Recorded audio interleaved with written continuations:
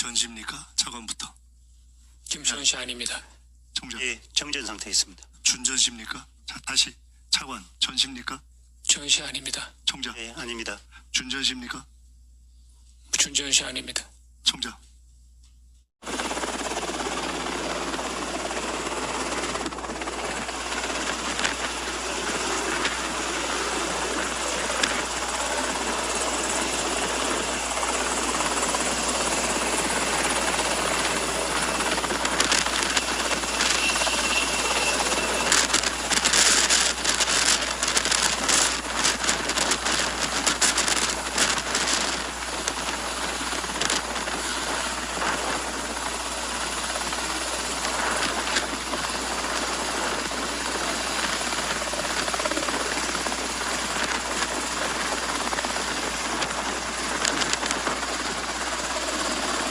형법 87조 내란죄는 가담자를 세 부류로 나눕니다.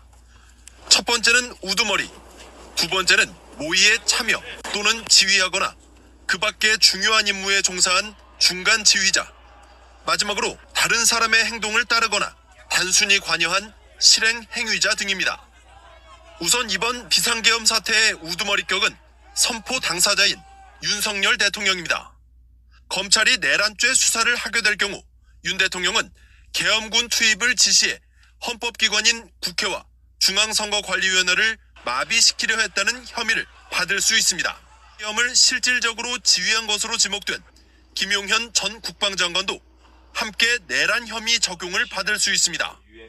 계엄 사령관이었던 박안수 육군 참모총장, 국회에 군인들을 투입한 곽종근 특수전 사령관과 이진우 수방사령관은 중간 지휘자로 수사선상에 오를 수 있습니다.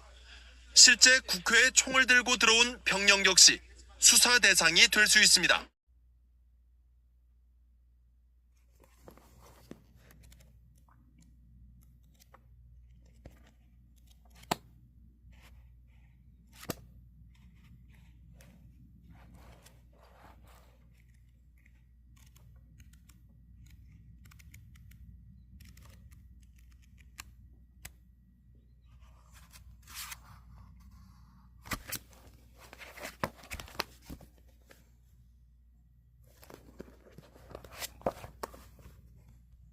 안녕하십니까, 라온입니다.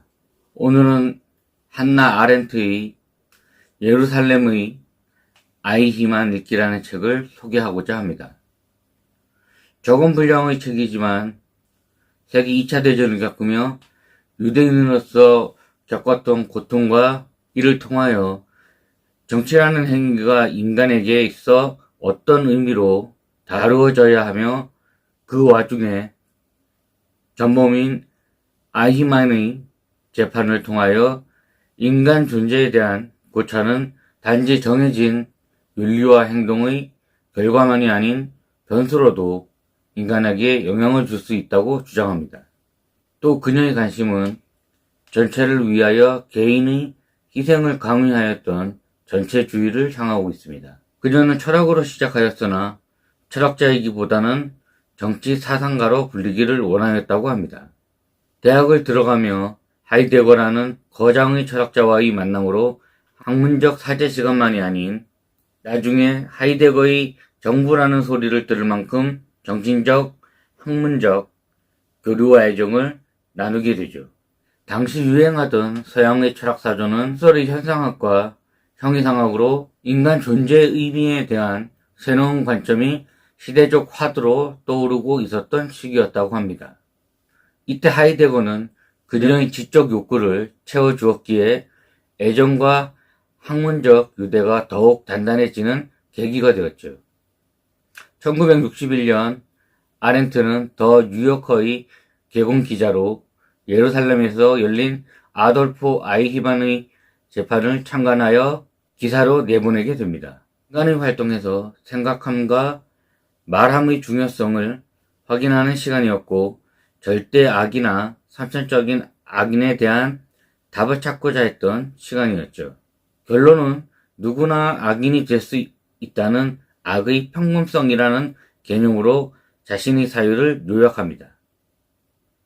수많은 유대인들을 가스실로 보낸 혼인인 아이 희만을 두둔했던 그녀의 발언은 누구나 그렇게 될 수 있다는 당시로서는 말 같지도 않은 이야기였으며 유대계 사회에 받아들여졌으며 시온주의 진영에서의 비난과 분노로 그녀는 생명의 위협을 받기도 했다고 합니다.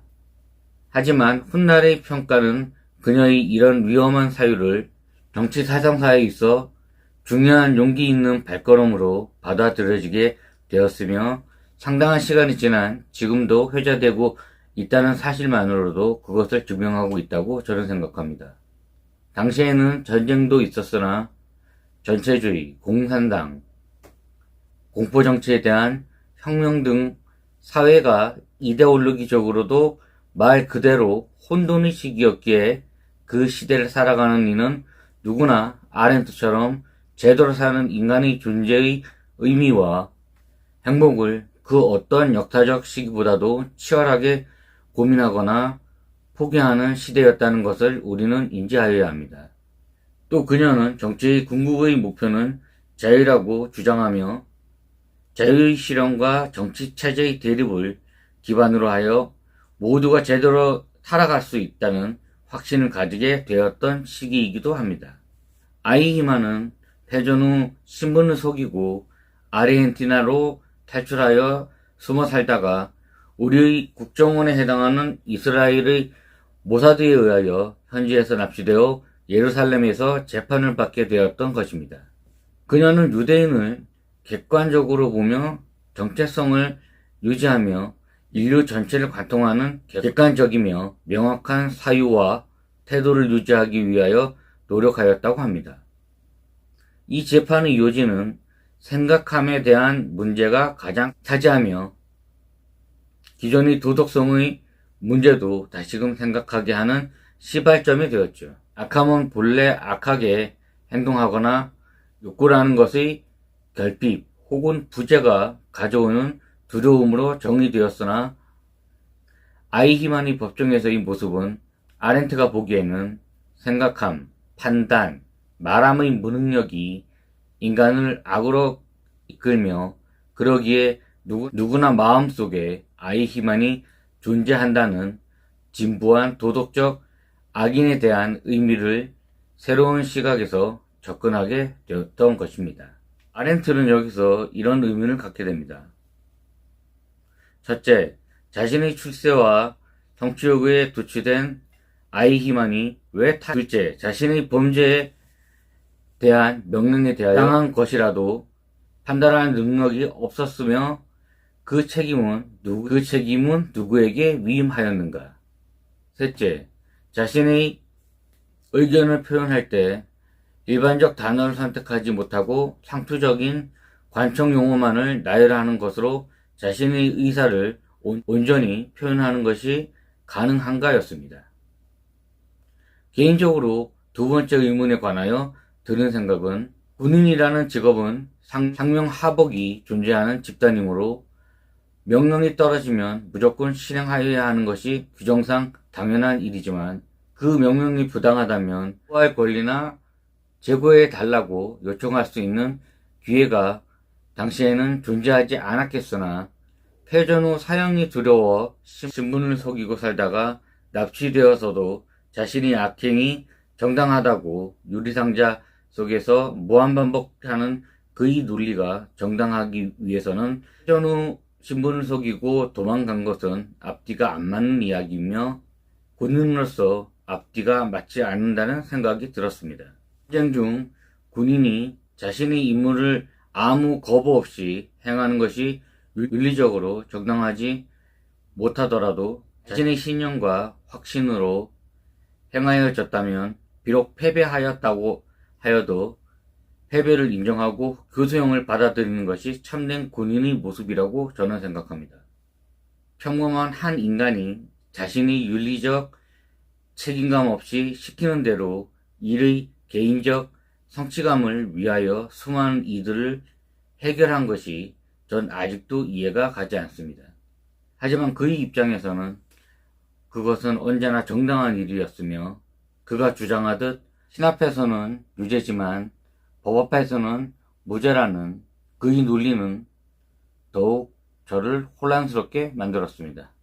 2부에서 뵙겠습니다. 라온이었습니다.